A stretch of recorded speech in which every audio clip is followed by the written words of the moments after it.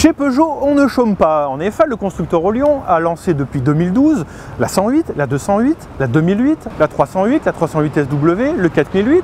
Elle a aussi restylé le RCZ, le 3008, le 5008. Et c'est maintenant au tour de la 508 d'avoir droit à son remaquillage. À quoi ressemble désormais le haut de gamme de la marque Peugeot? C'est ce que nous sommes venus découvrir à Londres pour sa présentation officielle.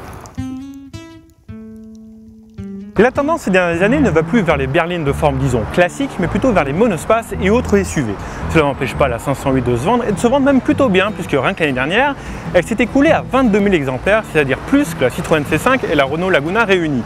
Peugeot la chouchoute donc et lui offre aujourd'hui un restylage de milieu de carrière pour lui insuffler la nouvelle identité de la marque, qui était encore à ses balbutiements en 2011.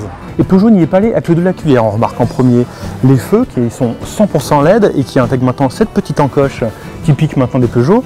En dessous, on a le clignotant en forme de boomerang et tout ceci fait une signature lumineuse très particulière. Mais le joyau de ce restylage, c'est sans aucun doute la calandre qui intègre désormais le lion Peugeot en son centre. On passe maintenant à l'arrière, pas la peine de parler des côtés qui restent globalement identiques. Mais par contre, il y a des choses à dire à ce niveau-là.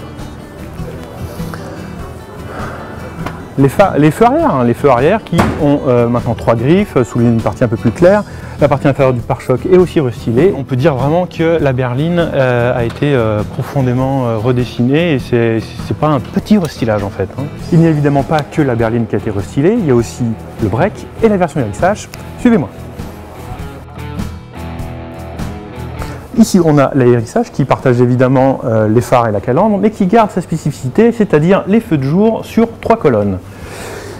Hérissage, ça veut dire que c'est la version break, ramène-toi. Et là, peut-être que Peugeot est tombé en panne d'inspiration, puisque les feux restent les mêmes. Les mises à jour se poursuivent aussi sous le capot avec des motorisations bien chamboulées. Alors si on devait retenir 3 motorisations, du côté des essences, on a le 1,6 litre THP 165 chevaux Stop and Start qui démarre à 129 grammes par kilomètre de CO2.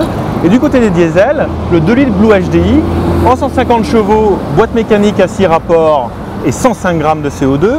Et le même en 180 chevaux avec la nouvelle boîte automatique EAT6 pour seulement 111 grammes. Elle sera commercialisée le 10 septembre 2014. Vous pouvez trouver la grille des prix complète dans l'article en dessous de la vidéo.